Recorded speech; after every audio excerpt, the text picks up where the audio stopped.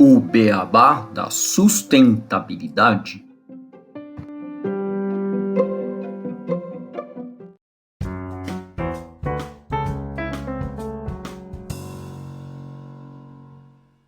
Bem-vindos ao podcast O Beabá da Sustentabilidade. Este é o episódio 183, Arco da Vida, a reserva da biosfera do Cinturão Verde da cidade de São Paulo. E para a gente falar desse tema aqui no podcast, a gente vai conversar com o Renan Cirilo, presidente da editora Bela Vista Cultural e responsável pelo livro Arco da Vida, a reserva da biosfera do Cinturão Verde da cidade de São Paulo. Tudo bem, Renan? Tudo bem, Renato? Como é que vocês estão? Boa tarde. Olá, Gustavo. Tudo bem por aqui? Muito obrigado pelo convite. Olá, Gustavo. Olá, Renan. Olá a todos que nos escutam. Um prazer a gente receber você aqui no nosso podcast, o Beabá da Sustentabilidade, né, para poder falar um pouquinho mais sobre esse livro que vocês lançaram, sobre esse projeto. Tenho certeza que vai ser um conteúdo muito interessante para a gente discutir. E, bom, igual a gente já comentou aqui rapidamente, fazendo uma rápida introdução, neste episódio a gente vai explorar, né, a importância da reserva da biosfera do Cinturão Verde da cidade de São Paulo, que celebra 30 anos nesse ano de 2024, né, uma reserva que abrange aí 78 municípios e é um ecossistema vital para a preservação da biodiversidade, combate às mudanças climáticas e o equilíbrio ecológico da metrópole paulista. E o Renan, né, que é o presidente da editora Bela Vista, vai nos contar um pouco aí sobre o lançamento do livro Arco da Vida, que está celebrando esse marco histórico. E a gente vai discutir a importância das áreas de conservação para a sociedade. E aí, já chamando o Renan aqui para a conversa, Renan, queria que você nos contasse, né, o que motivou a Bela Vista Cultural a lançar o livro Arco da Vida, a reserva da biosfera do Cinturão Verde da cidade de São Paulo, e como ele se conecta com esses 30 anos da criação da reserva da biosfera do Cinturão e um pouquinho, né, como vocês desenvolveram esse projeto. Renato, Gustavo, primeiramente, muito obrigado por me receber aqui no programa. Eu fico muito contente em poder conversar sobre a educação ambiental, que é uma das nossas principais bandeiras. A gente tem uma trajetória de projetos com essa temática ambiental realizados e a gente acredita que esse livro, O Arco da Vida, ele é a continuidade de tudo aquilo que a gente tem feito ao longo dos anos e se encaixa numa linha que começou lá atrás, em 2017, quando a gente realizou um projeto sobre as RPPNs de São Paulo. Naquela ocasião, a gente desenvolveu um projeto parecido com esse, em que nós fizemos um livro sobre as reservas particulares que a gente tem aqui em São Paulo, junto com a FREPESP, a federação que reúne, né, essas unidades de conservação, e a gente levou esse projeto para 20 municípios, sendo que esse livro que a gente publicou na ocasião, ele chegou na mão de professores, diretores, coordenadores em todo o estado, e a gente saiu peregrinando entre as diferentes diretorias de ensino, em unidades do SESC, escolas, e a gente fez um primeiro trabalho de educação ambiental naquele momento aqui em São Paulo. Depois essa ideia das RPPNs acabou se expandindo para outros lugares do Brasil. A gente fez recentemente um projeto no Espírito Santo, também com a federação que reúne as RPPNs capixabas, e a gente também rodou o estado levando esse tipo de atividade para as escolas. Quando a gente desenvolve um projeto como esse, que é um livro, a gente busca com que a ação ela não termine apenas no livro. Que esse livro ele chegue na mão do educador, que ele chegue na mão do diretor da escola, que ele chegue na comunidade escolar e ele agregue aquilo que esses profissionais passam no dia a dia e sirvam como um material importante para a execução das atividades. A Bela Vista Cultural, ela surgiu para fazer um elo entre as empresas socialmente responsáveis, e aí a gente fala de pessoas, de instituições que têm um plano de investimento social privado bem estruturado, que apoiam projetos com esse tipo de temática. E esse tipo de temática, muitas vezes, ele é necessário porque a gente sabe que a escola pública, principalmente, muitas vezes ela carece de materiais, carece de conteúdos, carece de recursos, atividades, e é muito importante a gente pensar em ações que agreguem aquilo que as escolas precisam naquele momento para passar esse tipo de assunto, de temática junto ao seu estudante. E aí, a gente fez alguns projetos relacionados a essa temática, meio ambiente, unidade de conservação ao longo dos anos, e a gente realmente percebeu, foi atrás pesquisando a respeito da Reserva da Biosfera, que estava fazendo 30 anos, que é uma data que a gente não pode deixar passar, né? Não pode deixar de comemorar. Então, a gente montou esse projeto cultural, que a gente lançou agora.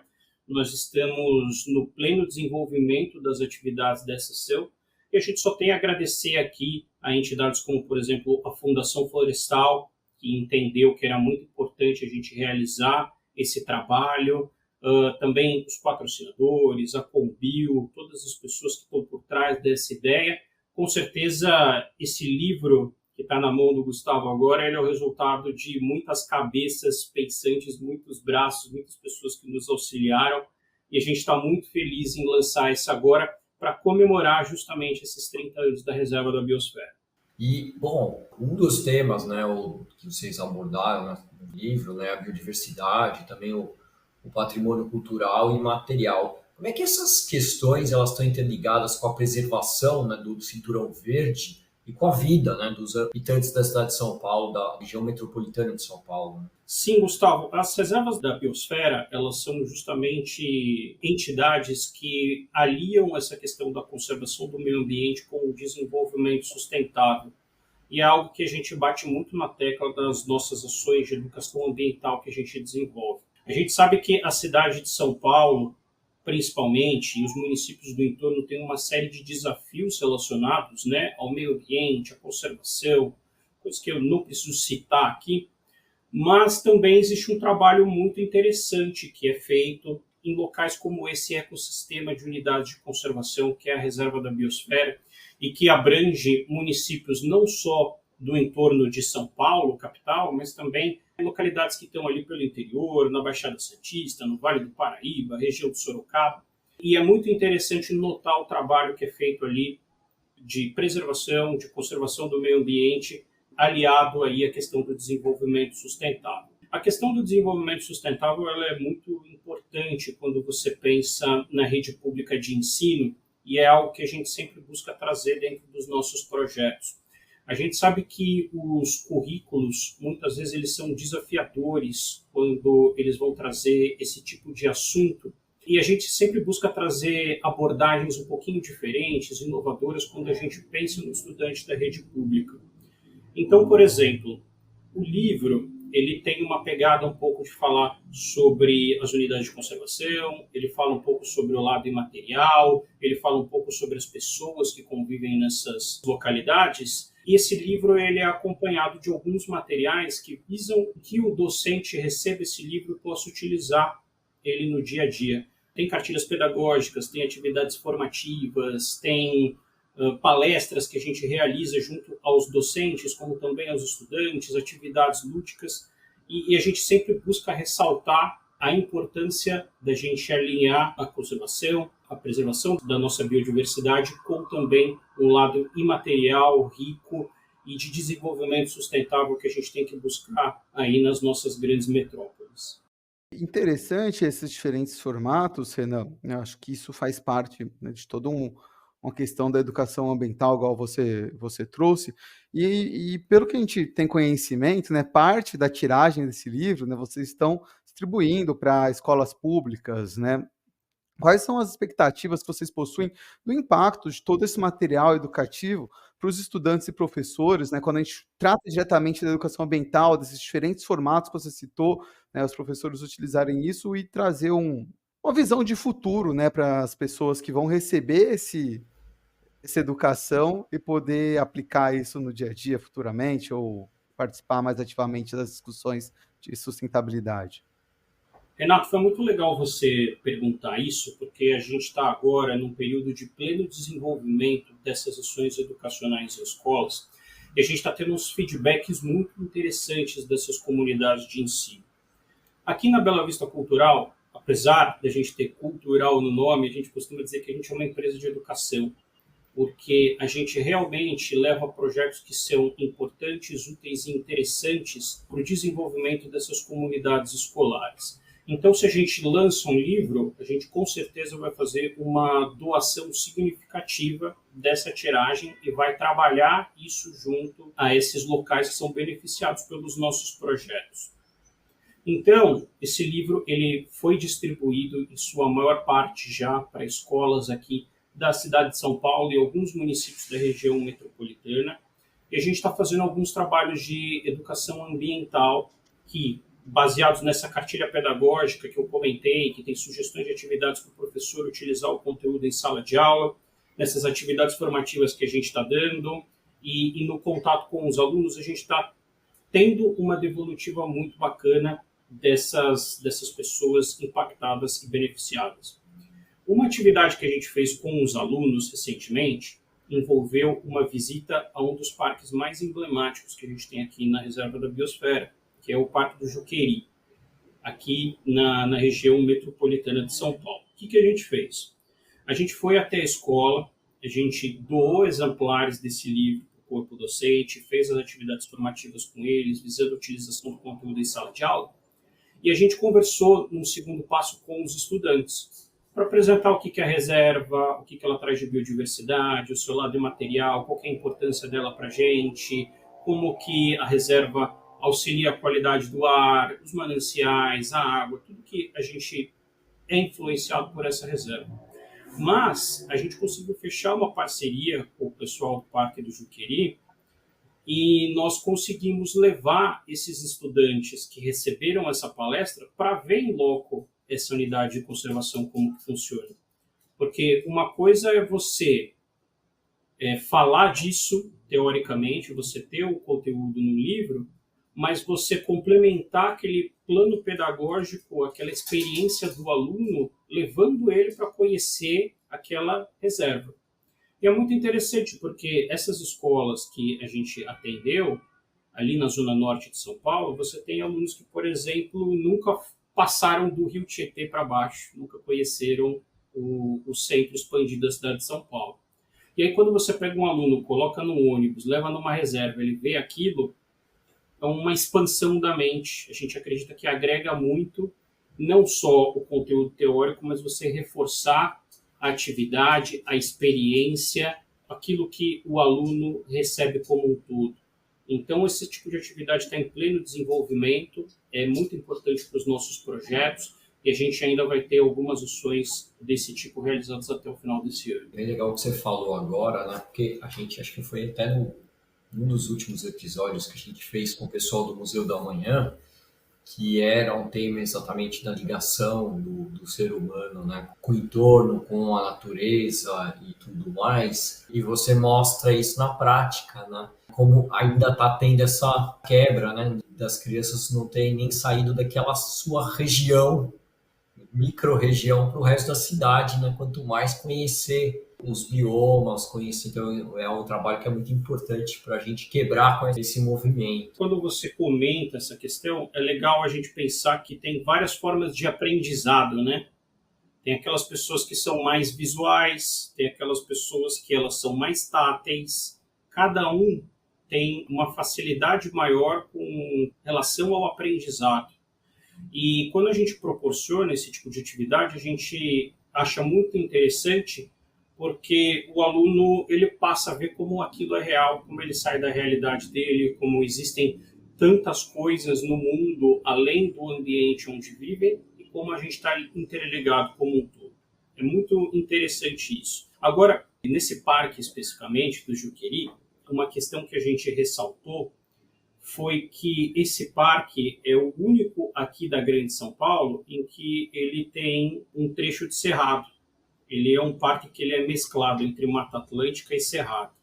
E aí é muito interessante você levar um aluno nesse lugar, porque ele vê na prática uma coisa muito interessante relacionada aos biomas, porque a gente entrou numa trilha no meio da Mata Atlântica, caminhou ali, questão de 300 metros, e de repente você abre num cerradão e aí você vê um cerrado em loco. E aí é muito interessante, foi muito interessante capturar as reações desses alunos ali, tirando fotos, impressionados, e isso é fundamental. A gente tem que repensar, né, com certeza, a maneira como a gente trabalha na educação relacionada a esses alunos, cada um tem uma vivência. Os alunos de hoje não têm a mesma experiência do aluno do passado, é um outro contexto, né? E a gente tem que sempre estar repensando, aprimorando e melhorando a maneira como a gente trabalha. A gente vê isso como essencial. Uma coisa que me tocou bastante, Renan, que eu achei assim, que eu gostei quando eu vi o livro de vocês, eu morei por quase 8 anos aí, 8 não, mas são uns 7 anos aí na cidade de São Paulo. Eu sou de Ribeirão Preto, do interior, né? Fui trabalhar aí um tempo e depois eu retornei para cá na pandemia. E apesar de eu nunca ter visitado diretamente esses parques, né, na cidade, eu não tinha noção do tamanho que era a reserva, o tanto de biodiversidade, né, que guarda. E ao retornar aqui para Ribeirão Preto, eu comecei a reparar que a gente não tem aqui no entorno da cidade, né, no interior aqui de São Paulo, reservas igual existem aí na cidade. Eu achei interessante até que o livro, vocês trazem, né, algumas reservas de biodiversidade existentes no país, né, como a reserva da Amazônia, da Caatinga, do Cerrado, mostrando ali os seus locais. E isso me tocou aqui, né, principalmente agora em época de eleição, começar a discutir com algumas pessoas. Teve um candidato a vereador apenas que falou de realizar a criação de um cinturão verde no entorno da cidade para proteger o microclima, né? Mas eu acho que é interessante isso, porque é um livro, né? Por mais que a gente já tenha o conceito das reservas, etc., quando você recebe esse material, você começa a pensar nos benefícios que ele traz, saindo até da cidade de São Paulo, né? Mas para outras localidades, outras pessoas começarem a se inspirar e talvez querer brigar para, pô, por que minha cidade não tem uma área de preservação, uma reserva maior, uma área de, né, onde eu possa explorar essa biodiversidade e ajudar a trazer os benefícios que o livro mesmo traz, né? Desde ações de educação ambiental que vocês estão trazendo, quanto a proteção do microclima, a preservação de biodiversidade. Eu achei muito legal, porque me tocou aqui, eu falei, puxa, a gente tem que brigar por isso, a gente tem que ter em mais cidades, em mais locais, né?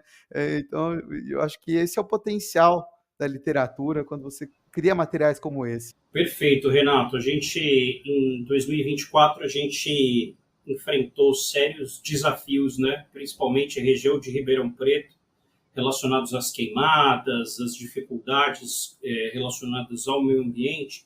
E eu acredito que esses 30 anos da Reserva da Biosfera são uma oportunidade para a gente divulgar os benefícios que esse tipo de sistema de unidade de conservação traz. Porque a cidade de São Paulo aqui vivem mais ou menos 20 milhões de habitantes. A gente sabe dos desafios relacionados à poluição, enfim, tudo que a grande metrópole gera, né, relacionado ao meio ambiente. É interessante notar como essa reserva da biosfera ela é importante porque ela tem várias funções relacionadas a auxiliar a manutenção do clima, aos mananciais, às reservas de água. Então, eu acredito que seja uma oportunidade interessante da gente divulgar esse trabalho que é feito, até como um exemplo para outras regiões do Brasil. A gente sabe que São Paulo enfrenta inúmeros desafios relacionados ao meio ambiente, com uma reserva desse tamanho. Agora, imagina se a gente não tivesse. Não, exato. E a gente conversa aqui, né, numa semana que a gente teve aí em São Paulo. Eu também não estou... Eu sou de São Paulo, mas não estou mais morando em São Paulo, apesar de ir quase que semanalmente para São Paulo ou mensalmente.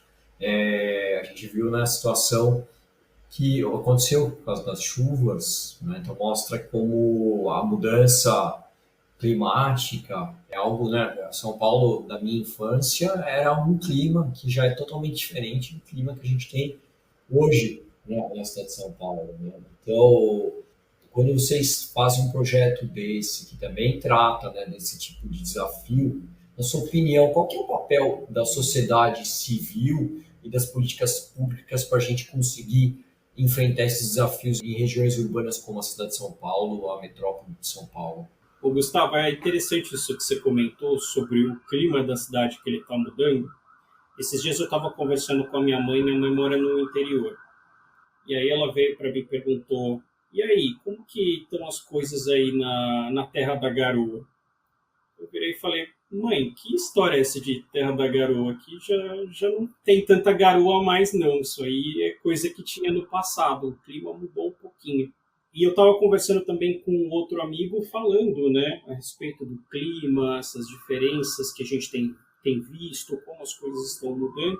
E ele comentou: o planeta tá meio louco, né, Renan? Eu falei: louco ele não tá, acho que louco estamos nós, né, que estamos fazendo mau uso aí dos recursos do planeta, tudo isso impacta o nosso dia a dia. Esse ecossistema de unidades de conservação da reserva da biosfera, ele é composto por vários tipos de unidades de conservação. E respondendo a sua pergunta, um exemplo que a gente gosta de citar sempre são as RPPNs, as Reservas Particulares do Patrimônio Natural, que é um modelo de unidade de conservação administrado por pessoas físicas e jurídicas, né?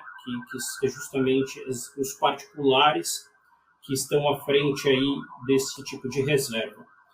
E essa mensagem que os RPPnistas passam é muito interessante quando a gente fala de questões de educação ambiental, porque o RPPnista, de certa forma, ele é aquela pessoa que, por conta própria, resolveu agir, resolveu ter uma atividade em prol do meio ambiente e ali fazer a sua reserva na sua área e, de repente, ele contribuir aí com essa questão da unidade de conservação. É claro que a gente tem que cobrar o poder público, acompanhar o que está sendo feito, as leis, as políticas, mas nas nossas apresentações a gente costuma ressaltar da importância do papel das pessoas físicas em prol do meio ambiente.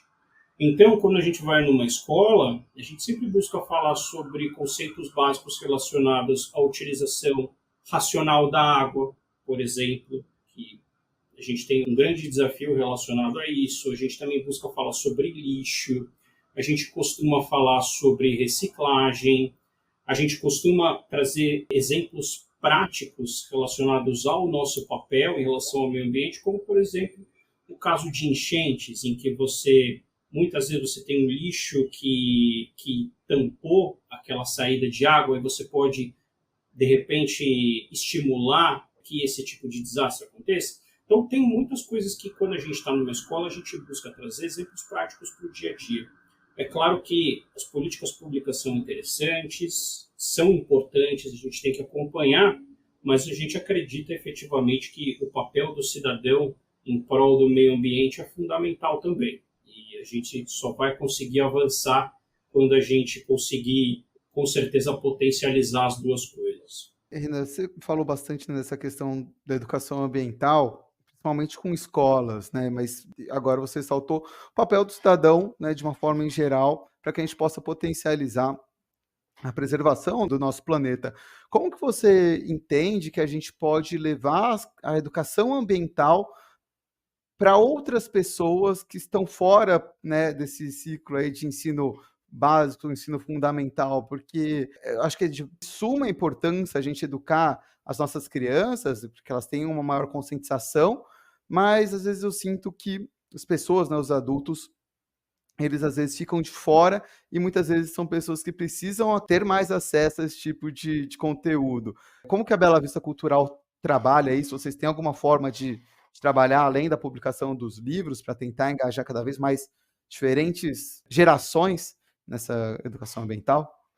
Com certeza, Renato. Além dos nossos trabalhos em escolas, que apesar de serem a nossa principal bandeira, porque a gente acredita que o aluno de hoje, com certeza, é o cidadão bem informado do amanhã. E, claro, trabalhar os professores a gente considera que é muito importante, porque o professor, a partir do momento em que ele vira um parceiro, vira um irradiador da proposta, ele acaba passando o nosso conteúdo, passando a utilizar os materiais em diferentes anos. O professor, a gente sabe que ele atende várias salas ao longo de um ano, e no ano que vem ele está com outras salas também. Então, é muito importante a gente formar, principalmente pessoas influentes, pessoas que possam potencializar a mensagem, e a gente tem um foco especial nesse tipo de abordagem. No entanto, com certeza, eu acredito que é fundamental a gente conversar com a população e a sociedade como um todo. A gente tem utilizado cada vez mais os canais digitais para poder potencializar a nossa mensagem e chegar num número maior de pessoas. Quando a gente lança um projeto, a gente vai atrás de associações, instituições do setor, influenciadores que falam sobre meio ambiente para potencializar a mensagem. A gente tem tido um retorno muito bacana a respeito do lançamento dos nossos projetos. A gente trabalha principalmente digitalmente para alcançar essas pessoas, a gente faz toda uma divulgação nas redes sociais pensado nisso. Agora, a gente também tem algumas ações que a gente levando os projetos para municípios que são prioritários, que a gente vai trabalhar a mensagem do projeto, a gente sempre faz algum tipo de atividade aberta ao público, para a gente conversar com o adulto, para a gente conversar com pessoas que tenham uma ligação com as temáticas que a gente traz. Hoje, a Bela Vista, a gente tem 8 anos de trajetória na área educacional e cultural, uma série de projetos desenvolvidos ao longo dos anos, e a gente tem buscado agora potencializar a nossa mensagem, escalonar o nosso contato para alcançar um maior número de pessoas, e a gente tem uma rede muito interessante de entidades, pessoas, instituições que estão ligadas nessa questão da educação ambiental. A gente, inclusive, convida todo mundo a conhecer os nossos canais digitais, @BelaVistaCultural. Tem muito conteúdo interessante que a gente posta lá e a gente tem feito parcerias, acordos e feito muitas ações voltadas para o grande público como um todo. A gente sempre busca potencializar a mensagem de iniciativas e de temas que são importantes para todos. Boa. Bom, e Renan, o que você espera, né, que as pessoas levem com elas após ler o livro e participar das atividades do projeto? Como é que você acredita que essas ações podem influenciar no futuro tanto dessas pessoas quanto no futuro da reserva da biosfera do Cinturão Verde?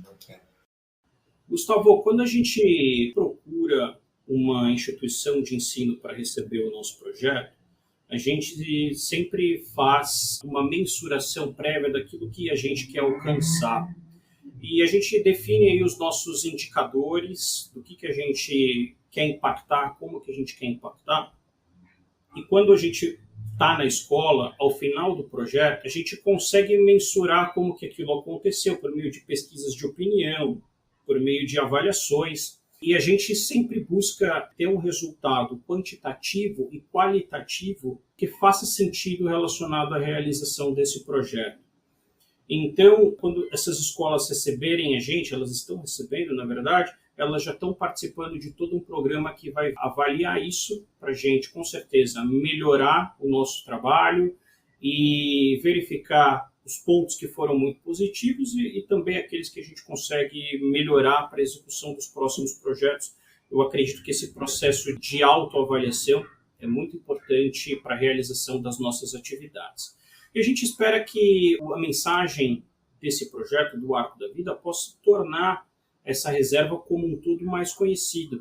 São 30 anos de uma história muito bonita sendo escrita, de muito trabalho, muita luta, mas também de muitos resultados. A gente acredita que esse projeto pode mostrar esse resultado um pouco mais para a sociedade e contribuir para a discussão a respeito das unidades de conservação, da gente ter mais reservas, mais espaços relacionados ao meio ambiente e repensar a nossa própria relação aí com o nosso planeta. Legal, Renan. E para o pessoal que está nos escutando aqui, quem tiver interesse em adquirir o livro ou obter mais informações, como que eles podem fazer? E também pegar um spoiler aí com você de outras indicações, tanto materiais futuros que vocês estão preparando, quanto outros materiais que vocês já produziram que acha que seria interessante o público estar pesquisando e indo atrás para cada vez mais ampliar o seu conhecimento nessa questão de sustentabilidade. Renato, quem quiser nos acompanhar nas redes sociais, Bela Vista Cultural, tudo junto, lá tem muitos conteúdos que a gente disponibiliza, inclusive gratuitos e alguns spoilers dos nossos projetos, tem bastante coisa que a gente coloca lá. Quem quiser acessar esse tipo de conteúdo, a gente tem movimentado bastante lá as nossas ações. A gente acabou de lançar um projeto que conversa muito com o Arco da Vida, que é um projeto sobre águas. é um projeto chamado Caminho das Águas no Brasil, esse já mais nacional. E a ideia é falar sobre a importância da água, sobre a preservação desse recurso tão essencial. E esse projeto, o Arco da Vida, ele é mais centrado aqui na Grande São Paulo, porque ele fala principalmente sobre uma reserva que está aqui nos municípios do entorno. Mas o Caminho das Águas a gente está levando para instituições educacionais no Rio de Janeiro, no Espírito Santo, e a gente vai trabalhar isso a nível de Brasil, entre esse final do ano e o ano que vem. Então, a gente sempre está revisitando essa questão da educação ambiental, das temáticas, e a gente sempre está buscando revisitar esse tema sob diferentes ângulos. Com certeza, a gente tem bastante coisa aí a ser lançada nos próximos meses relacionados a isso. O nosso site é belavistacultural.com.br e a gente sempre está aberto a conversar sobre parcerias, pessoas que tenham interesse, ações de educação ambiental. A gente sempre busca atender as pessoas que nos procuram para levar esse tipo de atividade aí para os locais onde elas estão inseridas. Excelente, excelente. A gente, eu acho que partilha da mesma missão, né? Que é levar tanto a sustentabilidade, o ensino do respeito ao meio ambiente, para o máximo de pessoas, né, no nosso país, cada um fazendo da sua forma, né, mas o ideal é o mesmo. Né? Então, a gente fica muito feliz de receber você aqui no nosso podcast, porque realmente está totalmente alinhado às missões nossas. Perfeito, Gustavo. Conta com a gente sempre busca canais relacionados à sustentabilidade, ao meio ambiente, para potencializar esse tipo de mensagem. Quero agradecer pelo espaço para a gente estar conversando um pouquinho a respeito dessa publicação. E a gente sempre quer manter contato aí com vocês para a gente falar desse, de outros projetos e de outras iniciativas que possam potencializar aí a nossa mensagem de cuidado com a sustentabilidade, com o meio ambiente. Com certeza, Renan, a gente agradece aqui a participação de vocês, né, da Bela Vista Cultural. Foi muito bom a gente ter conhecimento do livro, está podendo divulgar aqui para os nossos ouvintes, só reforçando, quem tiver interesse, acesse o site do Bela Vista Cultural, né, belavistacultural.com.br, ou o Instagram, @belavistacultural. Com certeza vai ter muitos conteúdos legais lá, e a gente espera poder fazer outros episódios, parcerias, sempre estamos de portas abertas aqui para ajudar nessa missão da educação ambiental, da divulgação desse conteúdo para cada vez mais pessoas. Obrigado a todos que nos escutaram, obrigado Renan, Gustavo, até o próximo episódio aqui do Beabá da Sustentabilidade.